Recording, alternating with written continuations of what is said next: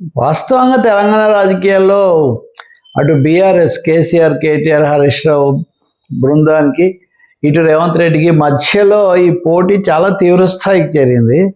అది మొన్న కేసీఆర్ చాలా కాలం తర్వాత తెలంగాణ భవన్కి వస్తారు, అక్కడ వచ్చి చెప్తారంటే ఆయన నదీ జలాలు తాకట్టు పెట్టాడు, జలద్రోహి, ఇట్లాంటివన్నీ మాట్లాడారు. అంతేకాకుండా తోలు తీస్తా అని ఆయన అంటాం. తోలు తీస్తా అంటే అక్కడెక్కడో పనిలో పెడతాను, మాంసం కొట్టు దగ్గర నేను అసలు తొండలు వదులుతా లాగులో, ఇంకా ఆయన మళ్ళీ ఏవేవో మాట్లాడారు. సో ఒకరినొకరు చావుల దాకా అనుకున్నారు. ఇవన్నీ దేని మీద అంటే నదీ జలాల మీద. నదీ జలాల సమస్య ఆంధ్రప్రదేశ్తో కూడా ముడిపడి ఉంది. వాస్తవానికి ఆంధ్రప్రదేశ్తో ముడిపడిన సమస్య.